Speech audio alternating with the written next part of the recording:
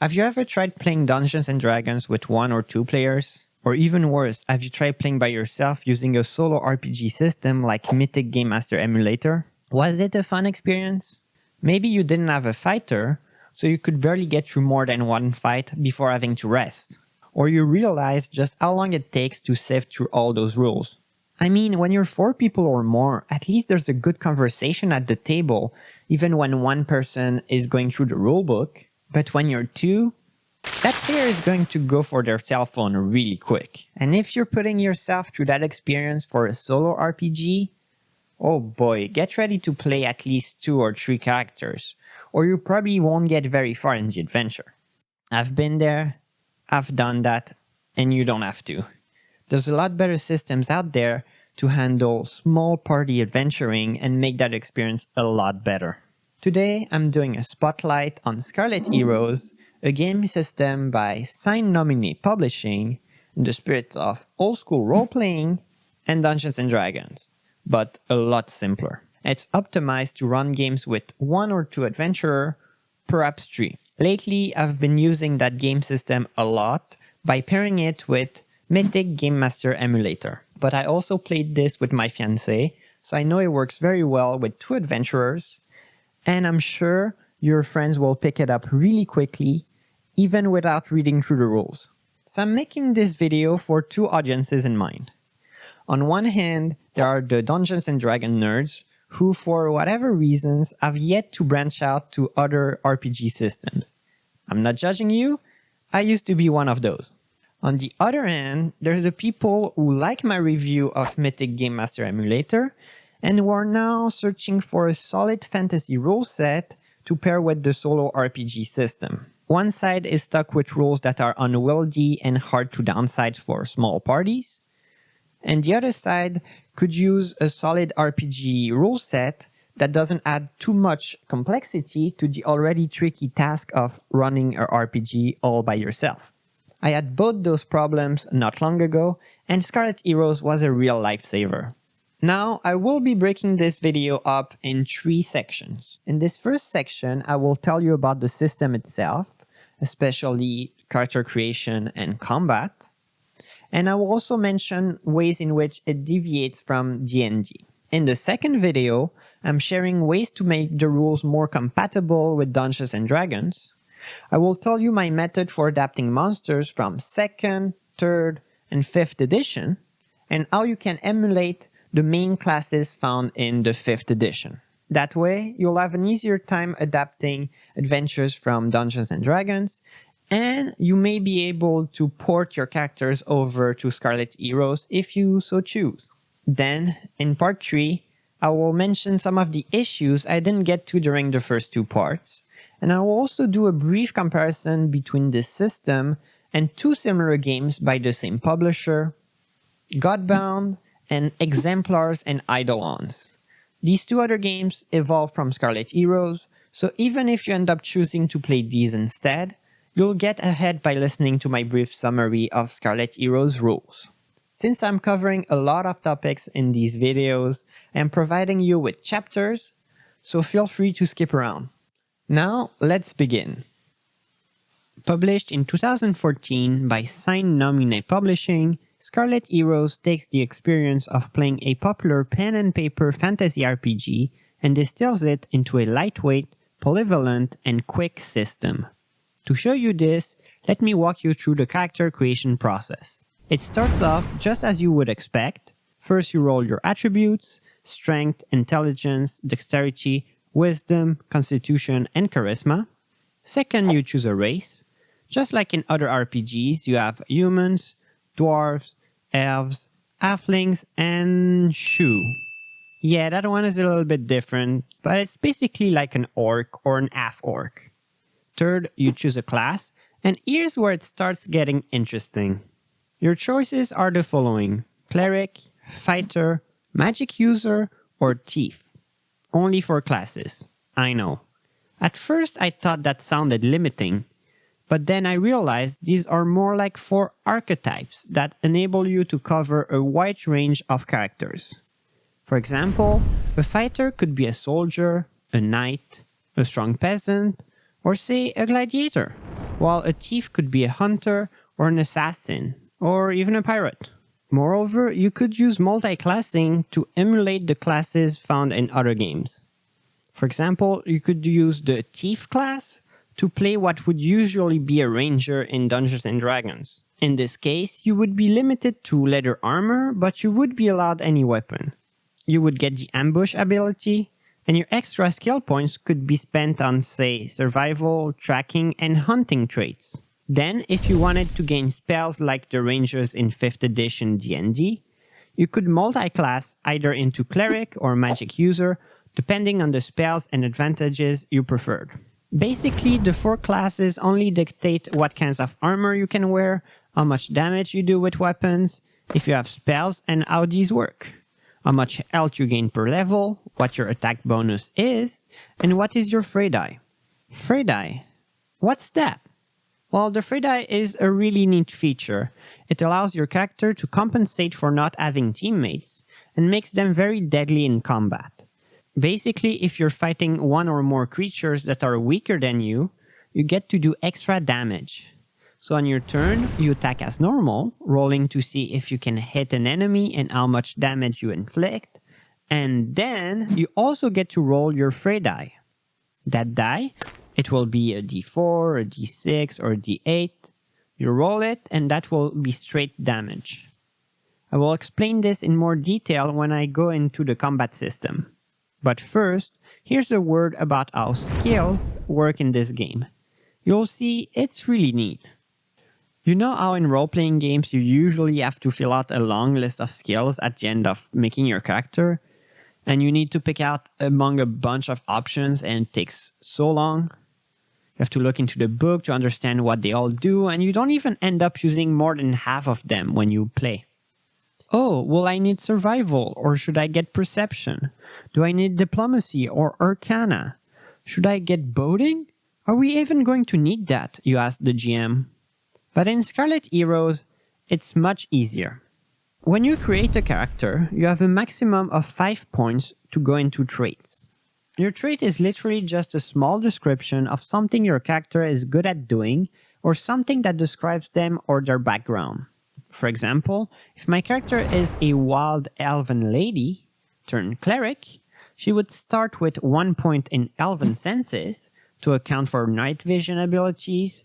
Then she might also have 1 point in child of the forest to describe her ability to survive in the forest and her knowledge of the animals and plants in the region.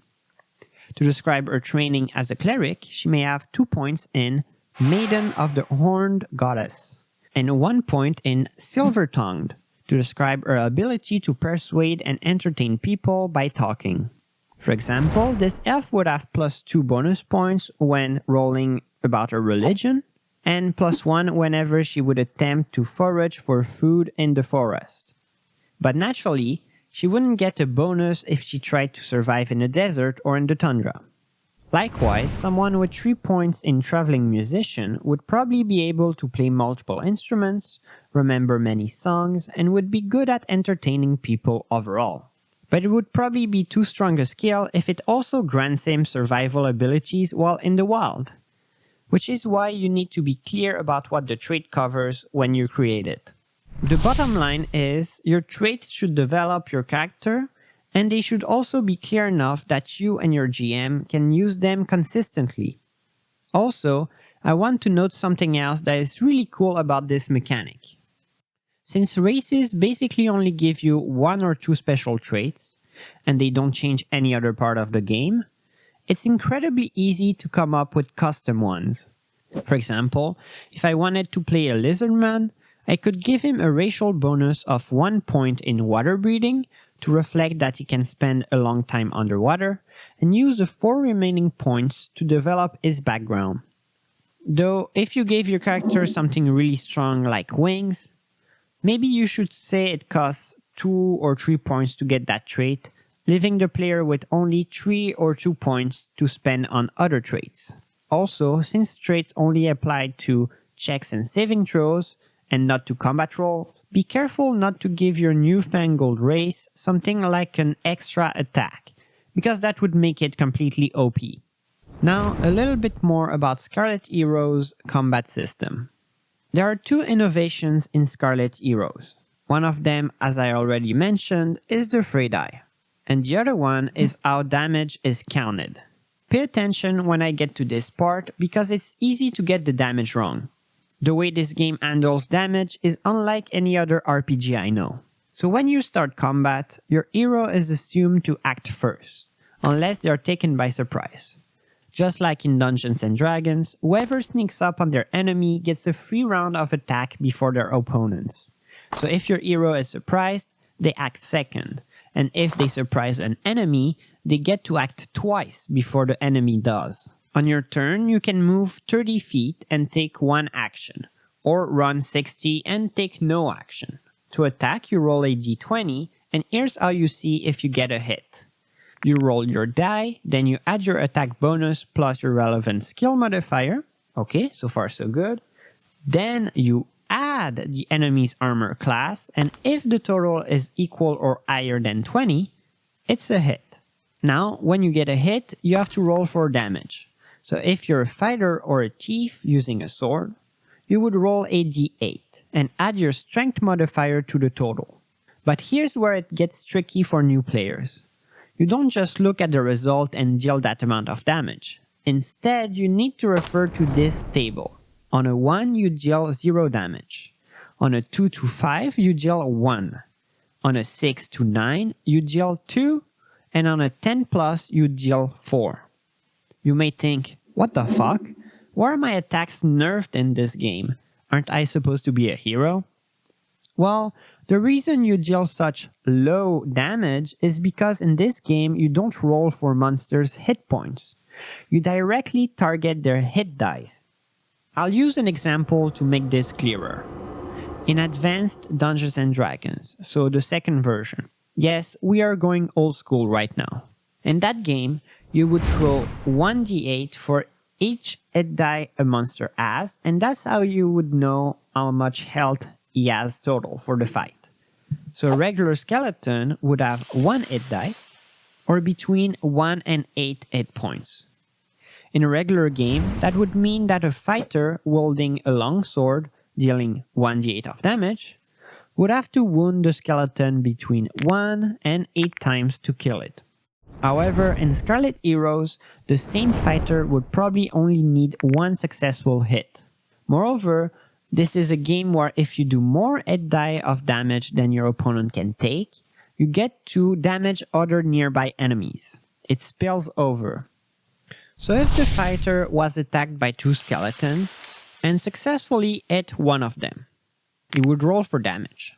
If he rolled a total of 6 or more, he would actually kill them both in one turn. And that doesn't even factor in the Frey Die. So now if we have our fighter squaring off against 3 skeletons with 1 hit die each, it would actually get to use both his regular attack and his Frey Die of 1d8. Therefore, he would resolve his attack as normal, then roll the d8.